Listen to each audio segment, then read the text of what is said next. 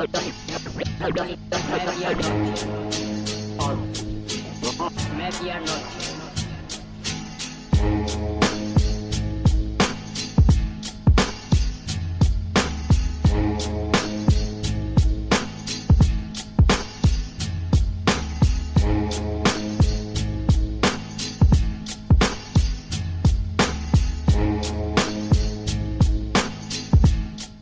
Bonjour ou bonsoir à tous en fonction du pays et de l'heure auquel vous nous écoutez. Bienvenue pour ce nouvel épisode de Bola Latina, le podcast 100% football latino de la rédaction de Lucarne Opposé. Avant de nous lancer et de partir en Uruguay aujourd'hui, je vous encourage à nous suivre sur les différents réseaux sociaux, à venir y interagir avec nous, surtout sur ceux-ci. Je vous encourage également à consulter notre site lucarne-opposé.fr pour y lire les dernières actualités de la planète Hello et vous cultiver aussi un petit peu entre deux matchs. N'hésitez pas non plus à vous abonner à nos différentes chaînes, notamment notre chaîne YouTube, à venir y laisser aussi un pouce bleu. Je vous rappelle enfin la sortie du 11e numéro de Lucarne Opposé Magazine, un numéro spécial de près de 140 pages de culture foot avec au programme notamment la présentation d'un 11 maudit, une sélection de joueurs au destin brisé. Tous les liens pour vous le procurer, que ce soit au format digital ou au format papier, sont dans la description. Place donc à ce 8e épisode de la saison 3 de Bola Latina. Et pour celui-ci, je l'ai dit, nous allons nous rendre au pays du football, en Uruguay, celui qui orne son maillot national de 4 étoiles, Et forcément, qui dit Uruguay sur Lucarne Opposé, dit le retour de notre buveur de maté préféré, Jérôme Le Signe. Salut Jérôme, comment vas-tu ? Mais très bien, bonjour à tous. Alors écoute, on va bientôt revenir au football en Uruguay, c'est justement l'objet de ce podcast. On va donc se concentrer sur le football local. On va pas parler de sélection aujourd'hui, on va pas parler des 4 étoiles, on va pas parler de la plus belle sélection du monde, n'est-ce pas ? On va pas revenir sur le Maracanazo encore, mais bientôt. Bientôt, on va en parler bientôt. Et donc, on va se concentrer, je le disais, sur ce football local qui a forcément été stoppé, comme partout dans le monde, par la pandémie du Covid-19 et donc ce virus du coronavirus qui s'est répandu sur la planète. Alors justement, avant le retour du championnat, qui est pour le week-end prochain, au moment où nous enregistrons, est-ce que tu peux nous faire un petit point justement sur ce championnat, sur la situation du championnat ? À quel moment a-t-il été arrêté ? À quel moment a-t-il été arrêté dans ces compétitions par la pandémie ? Le championnat uruguayen avait repris en 2017 un calendrier de type sud-américain, donc en année civile. Et donc, forcément, quand ça s'est arrêté à mi-mars, quand le championnat est arrêté, ça a été arrêté à l'équivalent de la 4e journée du tournoi d'ouverture. Donc très tôt dans le championnat, il n'y avait eu que 3 journées de jouer et la Supercoupe qui avait été jouée en début d'année. Donc le championnat s'arrête au soir de la 3e journée, avec les deux grands d'ailleurs assez loin au classement, Peñarol ayant 4 points et Nacional 2. Et donc voilà, le championnat s'arrête subitement parce qu'il y a des cas qui arrivent, notamment beaucoup qui arrivent d'Europe à l'époque, et un pic vers la fin mars avec de nombreux cas en Uruguay, fin mars début avril. Et un pic qui va petit à petit s'estomper puisque le confinement a été décidé, a été plutôt très bien respecté, ce qui fait que rapidement, le virus va avoir assez peu de prise finalement en Uruguay, avec un bilan pour le moment, parce qu'il faut jamais crier victoire trop tôt apparemment avec les virus, mais avec un bilan assez positif, mais très triste malgré tout, de seulement 36 morts pour le moment en Uruguay. Ouais, et donc on est toujours un petit peu, on en est où par rapport à la courbe de la pandémie ? Il y a toujours encore beaucoup de cas en Uruguay, ou ça c'est véritablement c'est le confinement a joué son rôle ? Ça a très bien joué son rôle, à tel point que vers fin mai, début juin, quand les autorités décident d'ailleurs de reprendre le football, il y a une semaine sans cas, presque, sans nouveaux cas. Pendant 4-5 jours d'affilée, il n'y a aucun nouveau cas en Uruguay. Et malheureusement, depuis, ça a un petit peu repris, mais dans des proportions très limitées, avec 10 à 20 cas par jour. En général, l'Uruguay a l'immense chance, par rapport aux pays voisins, d'avoir un système de tests très performant, avec notamment un centre Pasteur sur place qui peut faire les tests très rapidement et de façon très efficace, avec des résultats donnés sous 48 heures, qui fait qu'ils ont retrouvé pendant un temps, fin juin, début juillet, le même nombre de cas qu'en fin mars, début avril. Et mais la courbe n'a pas réaugmenté, c'est-à-dire que depuis, elle a eu tendance à baisser, et on reste dans quelque chose de très limité, notamment limité au secteur hospitalier, malheureusement, parce qu'il y a eu beaucoup de malades dans les secteurs hospitaliers, forcément avec les hospitalisés, mais sinon ça reste très très limité. Ouais, donc on le voit, hein, ça a été, on est quand même dans un pays bien, enfin dans un cas assez différent de l'ensemble des autres pays de la Confédération, hein, on va pas dire du continent, mais de la Confédération où certains sont encore à peine dans le pic, hein, donc on est vraiment dans une autre situation là. Oui, et d'ailleurs, c'est l'une des leçons, je pense, des nouvelles contaminations de juin-juillet. C'est que malheureusement, bah, avec le climat, avec l'environnement régional, il faudra toujours s'attendre à avoir quelques cas. C'est-à-dire que je pense Ouais, qu'ils ont abandonné l'idée qu'ils avaient pu avoir pendant un temps, peut-être en France aussi d'ailleurs, pendant un temps en avril-mai, l'idée de se dire, bah, après le confinement, il y aura 0 cas et on essaiera de rester comme ça. Je pense qu'ils ont compris désormais qu'il faudra vivre avec quelques cas, limiter les tracés, les limiter le plus possible, tester le plus possible, mais que malheureusement, en effet, au vu de l'environnement régional notamment, et ouais. comme on ne peut pas complètement fermer ses frontières, il y aura toujours quelques cas. Ouais, il y aura toujours quelques cas, de toute façon, hein, oui, tu l'as dit, hein, ça sera pareil partout, il va falloir s'habituer à vivre avec. Et justement, on va revenir un petit peu sur le football, enfin sur les clubs d'abord. Bah, on l'a vu hein, dans de nombreux pays, et notamment en Amérique du Sud, l'arrêt des compétitions a eu de véritables conséquences, parfois assez dramatiques, sur l'économie des clubs, mais aussi sur la situation pardon, des joueurs. Qu'en a-t-il été en Uruguay? Est-ce que ça a été assez violent, comme ça a été dans certains pays, je pense à la Bolivie, au Chili ou même à la Colombie? Non, ça n'a pas du tout été violent, ça s'est plutôt bien passé. Il y a eu plusieurs amortisseurs, un peu comme en France, le chômage partiel qui a très bien joué son rôle, notamment sur les joueurs, l'immense majorité ayant des salaires assez faibles, ils étaient couverts par le chômage partiel.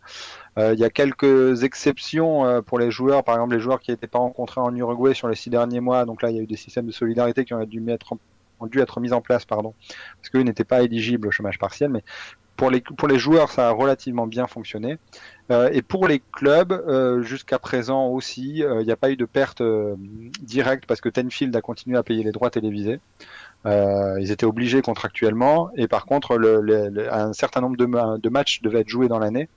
Et là, c'est pour ça que le championnat repart et va repartir un peu fort, c'est que les clubs veulent réussir à, à jouer cette quote-part de match nécessaire pour avoir les droits télé, et ce qui fait que leur économie serait assez peu touchée, puisque pour le coup, bah, si les droits télé rentrent pour les clubs et que les joueurs avaient eu le chômage partiel pendant Ouais. la durée du confinement, bah, l'environnement footballistique est préservé. Ouais, ouais, donc on est un peu dans la situation de l'Australie, j'ai envie de te dire, où on essaye de boucler rapidement, enfin rapidement, on essaye de boucler le plus possible le quota. Bon, même si l'Australie, les droits télé, ils se sont quand même bien fait avoir par le diffuseur, là, c'est pas le cas. Et justement, on évoque le championnat, on évoque sa prochaine reprise, hein, le week-end prochain, on va y revenir un petit peu plus tard. Les débats concernant justement cette reprise, ils ont eu lieu à partir du mois de mai, hein, c'est ça? Est-ce que tu peux nous donner par rapport à quelles ont été les grandes étapes de la réflexion qui a été menée quant à l'organisation du retour du football au pays? Et pendant longtemps, c'est le ministère de la Santé qui, en mars, avril, mai, a un peu freiné pour pas que le football reprenne. On est arrivé quand même à une situation fin mai, début juin où il y avait plus de cas dans le pays. Les centres commerciaux avaient rouvert notamment, donc il y avait beaucoup de débats, notamment même de joueurs qui commençaient à dire mais laissez-nous faire notre métier. Et c'est à ce moment-là que la Fédération européenne de football, la OUF, et le ministère des Sports sont intervenus pour mettre en place un plan assez détaillé, assez précis, avec notamment main dans la main avec le ministère de la Santé, main dans la main avec les syndicats, pardon, alors, les mutuelles en espagnol, c'est pour ça que je fais l'erreur, mais les syndicats de joueurs, d'arbitres et des entraîneurs qui sont venus pour mettre en place un plan tous ensemble, qui a été dévoilé de mémoire début juin. Un plan en plusieurs étapes pour reprendre, mais après une période quand même de contrôle strict de l'activité. Ouais, et justement, tu évoques ce plan, hein. Alors, on l'a vu, il y a quelques pays. On peut le citer par exemple parce que d'habitude tout le monde se moque un petit peu de lui dans la région et là pour le coup, ça a bien fonctionné. Il y a eu des protocoles sanitaires qui ont été mis. On a vu par exemple au Paraguay, hein, qui a été clairement le premier à reprendre véritablement son championnat, qui lui aussi a suivi un plan très strict qui finalement a bien fonctionné, même s'il y a eu quelques polémiques, mais on va pas les détailler ici. En Uruguay, ce protocole, il a été chapeauté véritablement par on va dire deux hommes, hein, le président de la OUF, Ignacio Alonso, et Sébastien Bauza, qui est au secrétariat des sports, hein, c'est ça? Secrétariat Oui, au tout à fait. sport. Et voilà, L'équivalent du juste. ministère, hein, oui, parce qu'il n'y a pas de Ouais. ministère des Sports, mais c'est l'équivalent du ministre des Sports en France. Voilà, est-ce que tu peux justement en profiter pour nous rappeler qui est ce fameux Sébastien Bauza?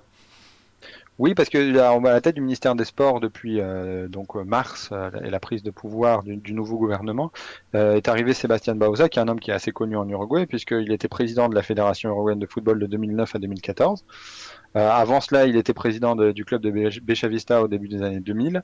Il est dans la famille de Bechavista puisque son père était aussi président. Il est lui-même diplômé il est dentiste de profession, et il a aussi à côté de ça, par son père, c'est l'héritier d'une société qui fait de traiteur, tout simplement pour les mariages, pour tout type d'organisation d'événementiel, etc.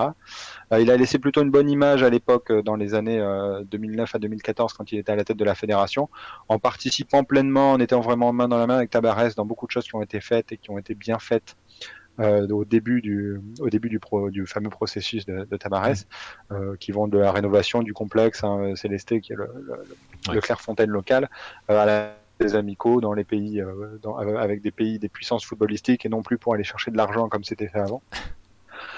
Finalement, il était parti en 2014 dans des conditions un petit peu troubles de la fédération. Il avait été plus ou moins mis dehors à l'époque par certains clubs qui n'aimaient pas trop sa gestion.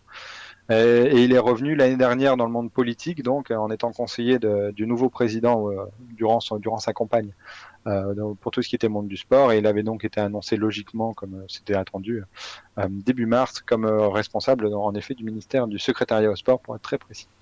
C'est plutôt quelqu'un de compétent et qui a toujours pris soin d'indiquer qu'il était ministre de tous les sports au-delà du football. C'est-à-dire que c'est pas que l'ex-président de la OUF, on pourrait croire, qu'il est arrivé à la tête de la fédération des sports. Il est vraiment multisport, et il essaye de mettre ça. D'ailleurs, dans tous ses discours, c'est assez impressionnant parce qu'il veut vraiment parler de tous les sports à chaque fois, alors que ça reste un homme de football malgré tout. Ouais, justement, ça reste un homme de football, et du coup, ça a des. Enfin voilà, c'est aussi pour cela que peut-être que il a déjà fait ses preuves dans ce milieu-là, et c'est aussi pour cela que ce protocole, on va y revenir dans un instant, je vais te laisser finir sur Baoza, c'est aussi peut-être pour cela que les choses ont été aussi bien faites jusqu'ici. Oui, et ça a été bien fait vraiment. Alors c'est rare, c'est rare dans tous les pays maintenant, mais c'est aussi rare en Uruguay. Ça a été fait de façon un peu transpartisane et assez bien fait, dans un accord avec un peu tout le monde, parce que notamment même il y a qu'on soit bien d'accord, Baossa est plutôt quelqu'un de droite, comme vous l'aurez compris, parce que le nouveau président dont il est le ministre est quelqu'un de droite, du Parti national pour être très précis. Mais il a été aidé en cela, c'est-à-dire que la majorité de ce qu'on a vu du processus qui a été mis en place l'a été fait en main dans la main avec le syndicat de joueurs et les syndicats d'entraîneurs et d'arbitres, qui sont plutôt des mouvements de gauche, surtout pour le syndicat de joueurs, depuis sa reprise en main il y a cela 2-3 ans. Donc ça a été plutôt bien fait, plutôt en bonne intelligence, comme beaucoup d'autres choses qui ont été faites dans cette période sur le football uruguayen. Et ça a beaucoup aidé, avec forcément aussi la baisse du nombre de contaminations, parce que par rapport au Paraguay, le fait qu'il y ait beaucoup moins de cas en Uruguay aide aussi peut-être un peu à organiser ça plus sereinement. Mais c'est vrai que la deuxième chose qui fait que ça a bien fonctionné, c'est un petit côté transpartisan de tout ce qui a été mis en place jusqu'à présent. Oui, justement, j'allais justement l'évoquer, le fait que ça a été le fruit d'une longue consultation avec toutes les parties prenantes. Justement, ce plan, il repose sur 4 phases qui ont été mises en place. Justement, est-ce que tu peux nous détailler ces 4 phases et nous expliquer, enfin même si tu l'as déjà fait en partie, expliquer la genèse de ce protocole? La genèse du protocole, elle date depuis mars, c'est-à-dire qu'à partir du moment où le championnat décide d'être arrêté, il y a une commission qui est créée, notamment entre les syndicats et la OUF, pour essayer de mettre en place quelque chose en fonction de ce qui est fait à l'étranger, de voir pour faire au mieux, disons. Même si à l'époque, c'est absolument pas dans les plans de rouvrir immédiatement. Et donc, un plan est mis en place avec une première étape qui est un test global de tous les joueurs, de tous les clubs, de tous les encadrements aussi, pour vérifier qu'il n'y ait pas de cas. Les tests sont faits sous forme de pool, c'est-à-dire qu'ils font grosso modo une équipe, ils mettent tous les tests ensemble, ils voient s'il y en a un qui est positif, ou si tout est négatif, ils savent que c'est négatif pour tout le monde.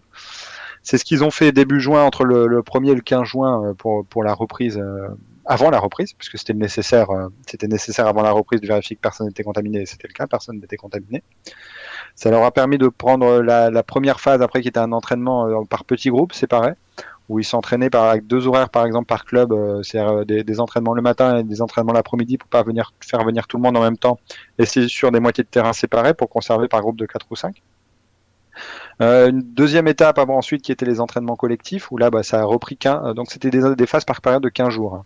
Et donc après, des entraînements collectifs ont repris pendant 15 jours, où là ça rejouait au football normalement, mais au sein d'un club. Il y a une troisième phase là qui s'est achevée ce week-end, qui était la phase des amicaux, c'est-à-dire que depuis 15 jours, on voit de nouveau des matchs de football en Uruguay qui étaient des amicaux entre les clubs, qui ont été organisés dans les stades à huis clos évidemment toujours, mais entre les clubs.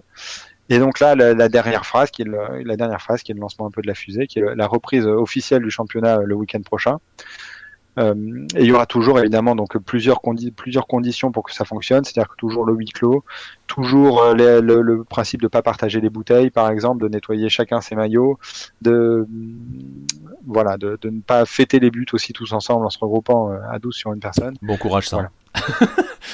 Oui, parce bon que courage, jusqu'ici, ça marche pas, ça.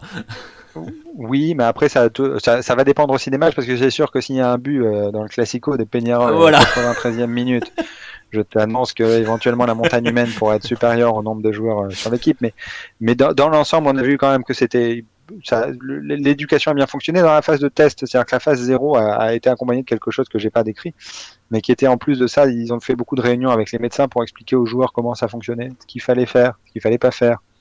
Et il faut jamais oublier que voilà, il y avait toute une partie éducative en plus qui a eu une importance, je pense, aussi importante. Voilà, que tout ce qui a pu être fait par ailleurs sur les tests, etc. Ouais, parce que ça, par exemple, c'est un volet, tu vois, on évoquait le Paraguay qui a repris parce que lui aussi a mis une procédure où lui aussi, il est passé par des entraînements plus ou moins en petits groupes, collectifs, une phase de matchs amicaux sur quelques jours, enfin sur quelques semaines, on va dire, avant de reprendre. Mais bon, on a eu quand même pas mal de dérives au niveau des joueurs, avec des joueurs qui étaient censés être confinés pendant 2 mois, qui finalement se sont retrouvés à se promener dans la nature. On a même eu des gars qui se sont plantés en bagnole, enfin voilà, c'était fantastique. Là, en Uruguay, avec cette phase d'éducation des joueurs, les protocoles ont été respectés. Et jusqu'à présent, ils l'ont été. Donc après, c'est toujours le problème, c'est qu'il faut que ça continue, évidemment. Ouais. Mais jusqu'à présent, écoute, ça a plutôt bien fonctionné. Et c'est vrai que de ce qu'on a vu, il y a eu aucun incident jusqu'à présent, aucune sortie dans les médias, aucun quoi que ce soit qui fait que si demain il devait y avoir un problème, on puisse dire c'est vraiment la faute du joueur. Ouais, voilà. Et on a une idée de... Parce que là, tu disais, on va y revenir un petit peu. On va l'évoquer, la reprise, en fin de podcast.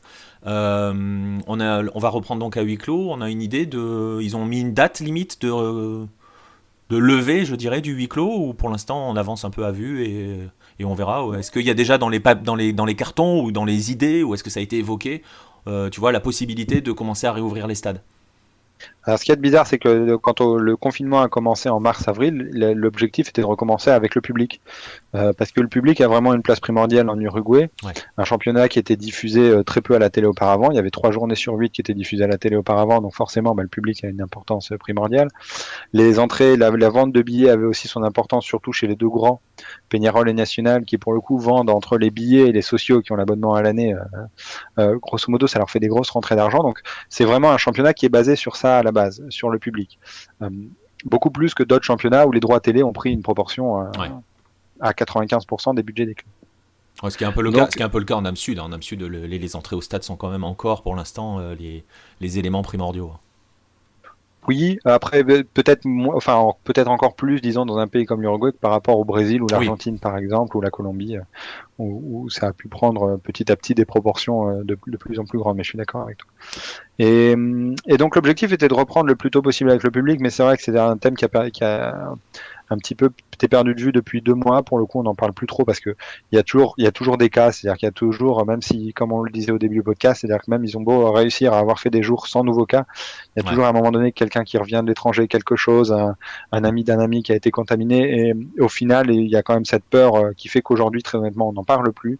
J'ai entendu il n'y a pas longtemps que c'était l'objectif avant la fin de l'année, mais voilà, avant la fin de l'année, on n'a pas vraiment d'indication précise sur ce qui pourra se passer. Ouais, et puis tu le disais, donc justement, on parlait de l'importance du public dans les stades par rapport aux droits télé. Alors on l'a vu dans le précédent podcast, on pourrait en parler pour la Colombie, on pourrait en parler éventuellement pour le Chili, mais c'est pas le débat. On a surtout vu que la crise liée à cette pandémie a fait vaciller pas mal de fédérations ou de ligues professionnelles qui ont passé pas mal de temps à s'écharper. On le voit, en Uruguay, ça n'a pas été le cas. Tout le monde s'est mis à travailler dans le bon sens et dans le même sens surtout, parce que c'est ça qui est important.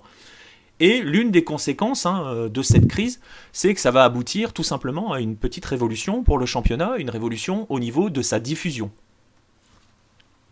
Oui, parce que pour le coup, voilà, c'est ce que je disais, c'est que tous les matchs de première et de deuxième division vont être diffusés, avec des contraintes spécifiques, parce que pour le coup, les matchs de première division vont jouer à huis clos, mais dans les stades spécifiques des équipes, alors que ils sont arrangés, par exemple, pour la deuxième division, pour que ce soit diffusé, tous les matchs soient joués dans un seul stade et à la suite. C'est-à-dire que les matchs de deuxième division vont se jouer entre le lundi et le mardi, au stade Charrua, qui est pas un stade très connu pour les footballeurs parce que c'est un stade plus pour le rugby et pour le football féminin. À l'époque, il avait été reconstruit avec les fonds de la FIFA pour le football féminin.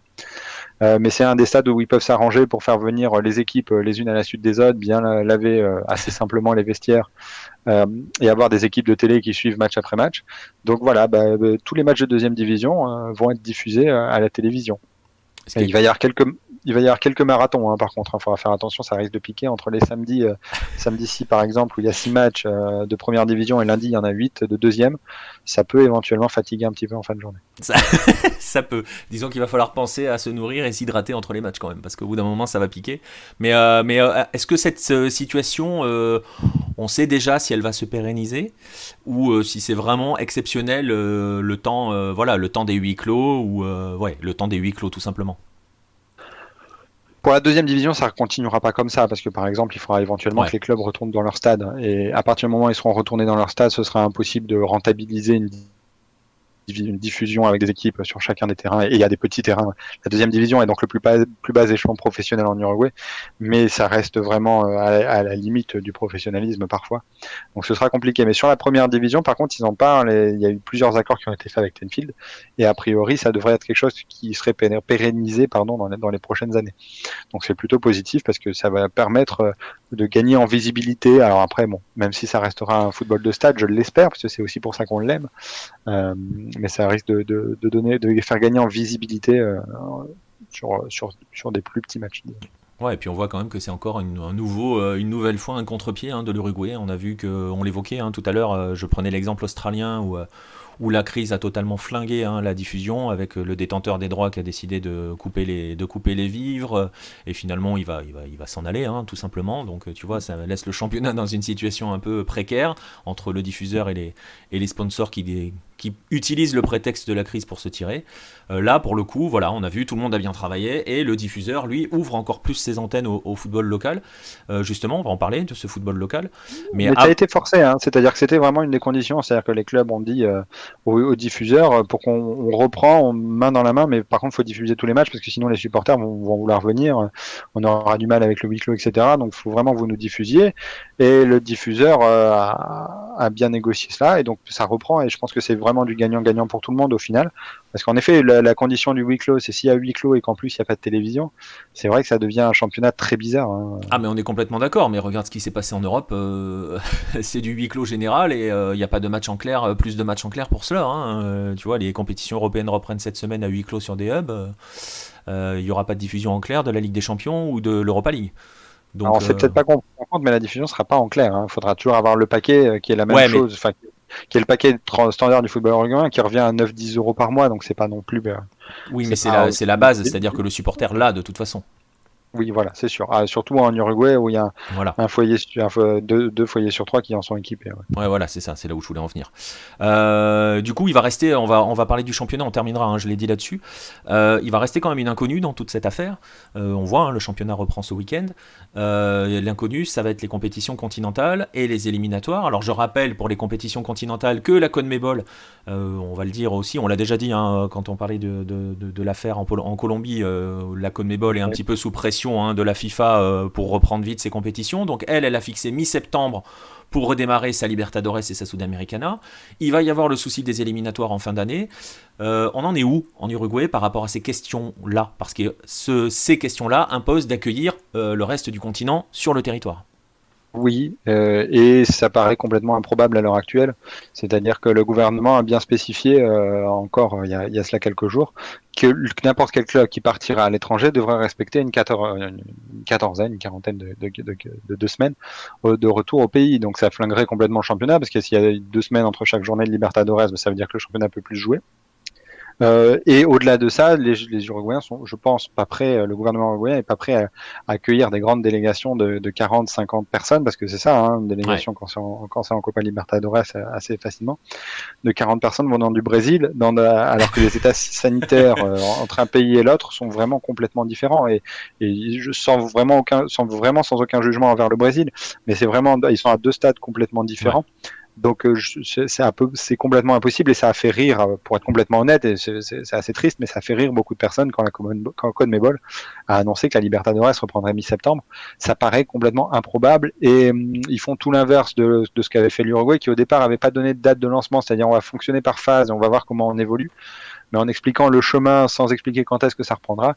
La CONMEBOL fait exactement l'inverse, c'est-à-dire il donne une date, mais absolument pas le moyen de savoir comment on va arriver à cette date, comment on va faire. Et il y a eu beaucoup de conjectures d'ailleurs, des choses un peu délirantes en disant aussi ils ont qu'à faire venir toutes les équipes pour faire en un mois de temps la Libertadores en Uruguay.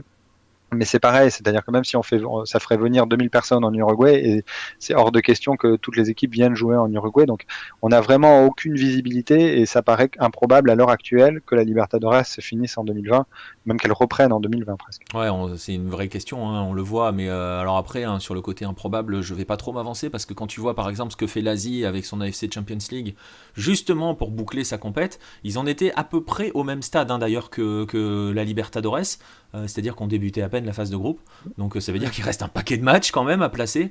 Quand tu vois ce que fait l'AFC par rapport à son voilà, ils ont choisi des hubs, hein, tu parlais justement qu'à un moment ils envisageaient d'envoyer tout le monde en Uruguay. L'Asie, elle a fait pareil, hein, elle va tourner sur des hubs, et avec des calendriers totalement dingues, hein, on en a parlé sur le site, avec des calendriers totalement dingues. Donc je vais pas trop m'avancer là-dessus, je m'avancerai pas trop là-dessus, la CONMEBOL est capable de suivre ce chemin totalement fou, parce qu'il y a une pression au-dessus, hein, il y a une Coupe du Monde des clubs en décembre. Oui, mais il y a une petite différence sur le fait que la CONMEBOL puisse prendre des décisions irrationnelles. Je pense qu'on est à peu près tous d'accord pour savoir que c'est tout à fait possible. La différence, c'est que je pense que là, pour le coup, je sais pas pour la Coupe d'Asie, quels pays ont accepté de faire des hubs, et s'il y avait dans ces pays aussi peu de cas proportionnellement par rapport aux autres pays aux alentours. Mais là, la vraie différence, c'est que pour le coup, Ouais. il y a vraiment l'Uruguay, et peut-être d'ailleurs, parce que j'allais dire, il y a des pays, mais bon, il y en a plus tant que ça en Amérique du Sud. Mais je suis pas sûr que l'Uruguay accepte de faire le hub. Ça, c'est l'autre. Je Non, suis il même va à peu pas. près sûr du contraire. Non, je suis d'accord, hein, je pense qu'il n'y aura pas grand monde pour faire le hub. On voit l'Argentine où le ministre de la Santé a laissé évoquer qu'on reprendrait peut-être même pas le football local avant la fin de l'année. La Colombie, les aéroports sont fermés, je crois que c'est pareil au Pérou. Donc oui, non, il y aura personne. Si, il y aura le Brésil éventuellement.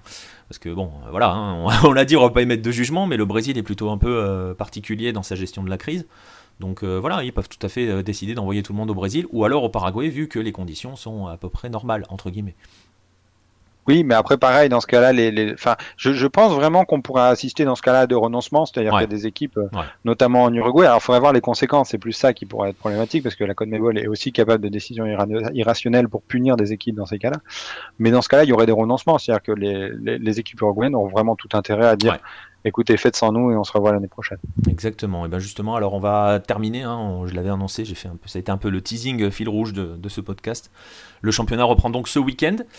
Et puis comme on a été bien sage, comme l'Uruguay a bien travaillé, et on a droit à notre petit cadeau puisque ça va démarrer direct par un classico, histoire de démarre fort. histoire de démarrer même pas tranquille, de démarrer à fond les ballons. Alors tu l'as évoqué hein, au tout début, hein, c'était pas très très bien parti ni pour National ni pour Peñarol.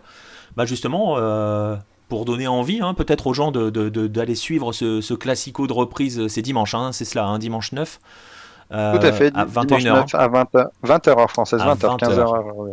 À 20h heure française, donc dimanche 9, 20h. On va en profiter hein, et terminer ce podcast là-dessus pour faire un petit point justement sur les deux géants. Ils en sont où nos fameux National et Peñarol préférés?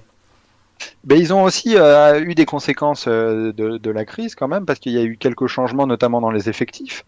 National s'est plutôt renforcé avec l'arrivée de Felipe Redos, qui était un ancien du Défenseur, qui a joué à Bruges Qui pendant était la période, magnifique au qui est revenu Défenseur. au Brésil.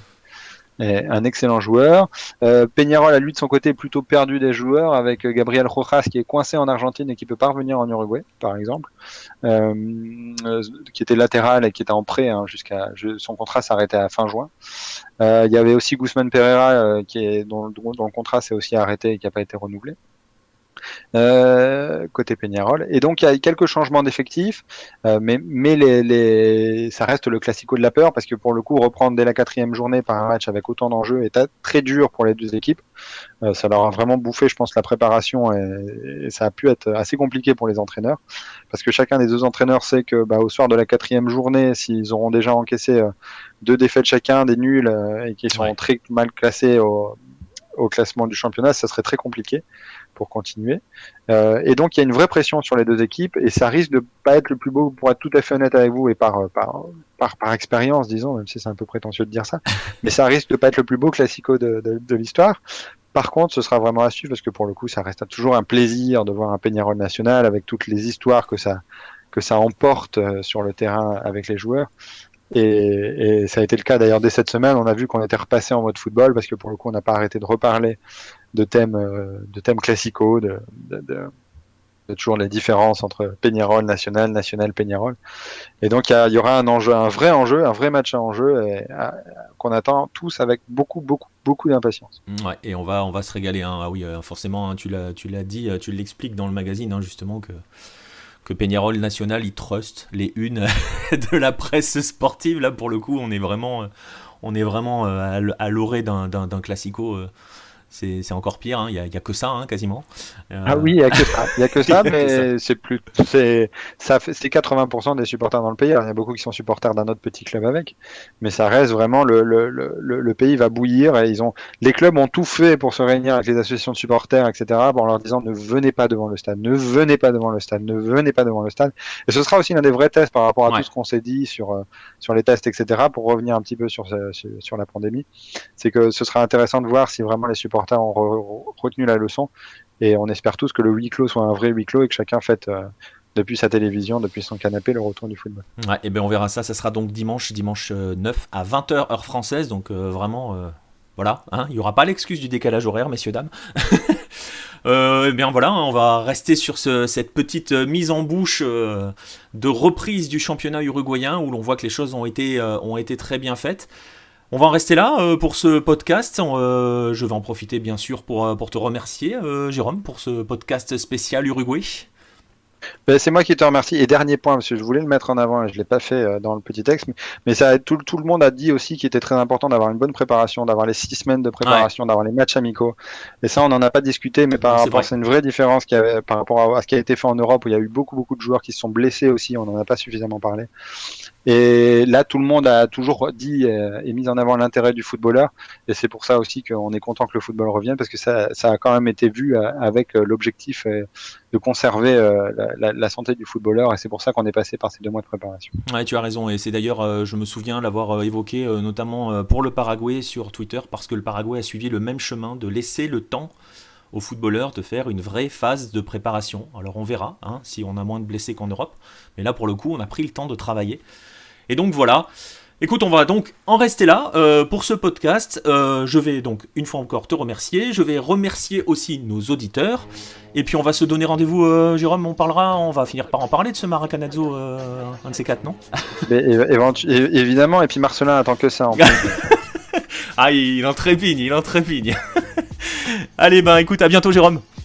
À bientôt. Et puis je vous remercie tous, hein. N'oubliez pas donc de nous suivre partout où nous sommes, sur les réseaux sociaux, sur le site, sur YouTube, où vous voulez. Venez également sur notre Discord hein, si vous voulez discuter avec la rédaction tout simplement, ou avec les autres membres de la communauté Lucarne Opposée. Je vous donne rendez-vous pour un prochain podcast, pour de prochaines séries dans les jours et dans les semaines à venir. À bientôt.